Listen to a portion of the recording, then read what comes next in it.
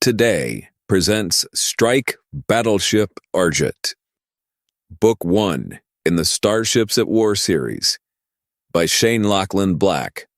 Copyright 2016. Hey, science fiction and fantasy fans, Shane Lachlan Black here, reminding you that all of my serialized fiction and all of my serialized audiobooks are available on my site, brought to you ad-free by the Action Faction. We're also supporting literacy. Every time we hit a milestone, we send another book to a school. Plus, you can get your own call sign and get producer credit in videos just like this one when you sponsor us. All ahead, battle speed. The Exeter was the only ship under Hunter's flag capable of launching additional warships into action. She had a small but capable flight deck with 4 tough little assault transports on a rotating 30-minute alert. The reality of the situation in Skywatch was that Fleet followed the book, almost to a fault. Pierce couldn't be blamed for following orders, but there were times when a leader needed to go with intuition instead of waiting for signatures from 3 flag officers and a legislative resolution. Hawkins believed this was one of those times. She knew most of the Perseus crews tolerated Echo and Jace's robot hobby to a point, but she also knew they didn't ascribe much credibility to the excitable little vehicles and their childlike personalities. Then again, there were only a handful of people in the task force who had ever seen Hunter's bots in any kind of real action. Hawkins was one of them, and she knew there was another currently supervising deployment drills with 1st Marines on Deck 4. The other reality of the situation in Skywatch was, while Marines followed the book, they were far more likely to at least listen to alternatives. This was especially true if it meant getting the drop on a hidden enemy before they showed up in the wrong place at the wrong time. As far as Lieutenant J.G. Brittany Hawkins was concerned, this was shaping up to be one of those times. Chapter 30. Rebel, I'm scared. The mini-robot summit had convened on Deck 5, not far from where the small tank had broken off pursuit of the 2 intruders after a short chase. We lost contact with Lieutenant Sutherland's comlink transponder, Butterfly added as she hovered overhead. It must be broken. See? Butterfly thinks so too. We should go help, Echo said. We should get Wave and Lunar too, 'cause they're good at stuff like this. Comlinks can't get broken unless something is wrong. AC's orders were to monitor the intership and go to alert condition 4, and that's what we did. So we did good, Rebel said proudly. The nod at the end was implied. Yeah, but we tried to call AC and she didn't call us back, Echo exclaimed. We should go see. AC always calls us back. Even when we bother her in the middle of the night with stuff, she still calls us back. Dudes and dudettes. A miniature half-track vehicle rolled up and parked in front of Rebel and Echo. Blessings to the brethren and awesomeness to all. Wave is here and the party can begin. Hi, Wave. Hi, Lunar, Echo said cheerily. I wish things were better. I think Echo is right. We should go find the bad guys and blast them, Lunar said. The rocket-shaped miniature spacecraft hovered overhead facing Butterfly. His high-tech weapons and freshly painted hull gleamed. Are you sure? We should be careful and be sure before we start blasting people.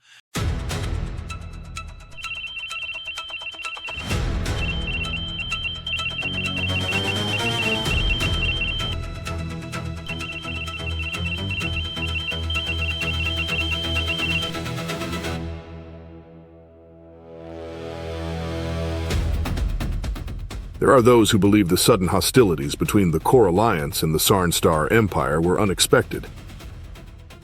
Those who have engaged Imperial forces at Rho Theta, Lunar 6-1, and now El Rey know better. The strike point, Siege Island. The Alliance fleet is well aware an attack on populated planets could happen with as little as 90 seconds advance warning. Dragonkind's most lethal battleship and most ruthless warlord, known as He Who Slew 9 with a Single Blade, are tasked with a simple mission: hunt down and destroy mankind's warriors. The leaders of the Core Alliance have pushed their enemies too far. Payback is coming, and it will fall from the skies on wings, stained with human blood. Presenting the most popular and successful series in Shane Lachlan Black's entire science fiction catalog. Destroy All Starships includes 7 ambitious novellas featuring memorable new heroes, menacing alien enemies, and an action-packed maximum firepower story cycle that sets the standard for the entire Starship's universe. The order is given. This time it ends in victory or annihilation.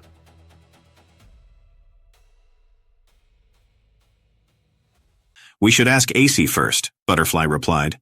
What if we blast the wrong people?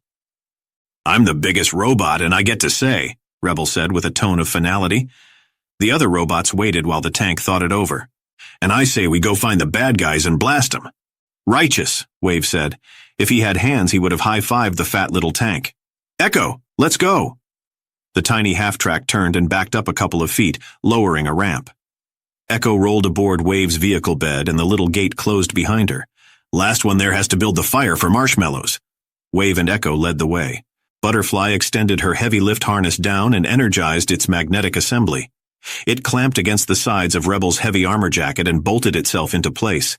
She revved her little engines. Her rotors increased rotational speed, and she picked the sturdy little tank up off the floor. Air transport was always preferable to the entire group waiting for Rebel's relatively ponderous top ground speed of what Wave once described as slower than January molasses. Echo, use all your little gizmos and be sure nobody is following us, Lunar said as he floated forward and hovered into formation with Butterfly as her wing. If you see a bad guy, tell me who to zap. Okay, the little ambulance replied as she activated her ground survey scanners and sophisticated radar. AC's bots rolled and flew in a compact little formation down the Deck 5 corridor towards the records lab. Chapter 31. How many power-armored Marines can we fit in a T-Hawk? Lieutenant Colonel Moody looked up at Captain Hunter as if he had just asked about putting 12 men into a field goal formation. Well, there's room for a crew of 5, sir. No, I want to pack 'em in. Shoulder to shoulder, how many can we cram in there? Maybe 10 or so. Why a T-Hawk? Why not a Paladin? The heavies have deployment tethers for ground troops. Because I want that cruiser to think we're coming out there to shoot at them, not board them. You're flying out there wide open? Sir, we can lash up a Nemesis and fly in cloaked. I don't want to fly in cloaked. I want to fly in there with a gun pointed at their head. I want them to be worrying about whether to shoot us with Argent backing us up with her big guns. Before we get out there, XO will go weapons active. By the time they get through their fight or flight hesitation, we'll be tapping on the window. That's an awfully big risk, Cap, Moo replied. Agreed, Colonel. If it pays off, we'll have that ship intact and under our command so fast they won't know what hit them. I'd take a bigger force if I were up against a true enemy vessel, but Dunkirk is friendly. Yeely can flip a few switches and have us in control in a matter of seconds if we give her the chance. Dr. Doverly was busy reviving Zoni. It seemed the sedatives had done their job. Despite the pouty signals officer's protestations, she really had finally gotten some rest. Zoni, how are you feeling? She looked groggy. What? Doctor, is everything okay? Hunter joined Doverly next to Zoni's bed. You look like hell, Lieutenant, he said. Zoni smiled weakly. Just give me a radio and a frequency, sir. That's good to hear. We're lifting off in 15 minutes. Where to, Skipper? The Dunkirk is out there, and I want her captured. Even if we can't take the Admiral into custody, she's got technology we need to defeat that minefield. I'm taking you, the Colonel, and Yeely with me.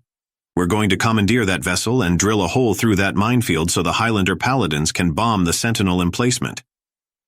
Are you sure we can do all that with one ship? I can't, but you and Yeely can. Moo and I will be there with a Marine boarding party to handle any overzealous enemy defenders.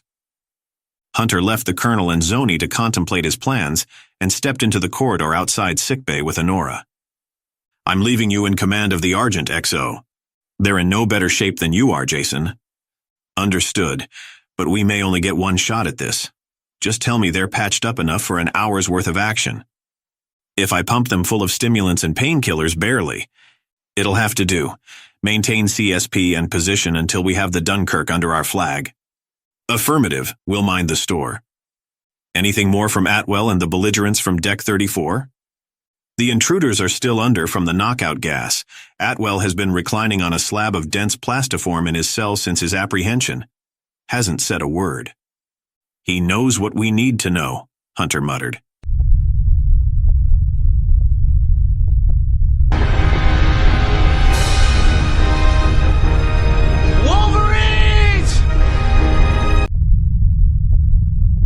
rest of the story is only one keyword away. Visit jumpline.click in your browser. New keywords are activated every day. Get access to our entire catalog of science fiction, fantasy, and gamelit.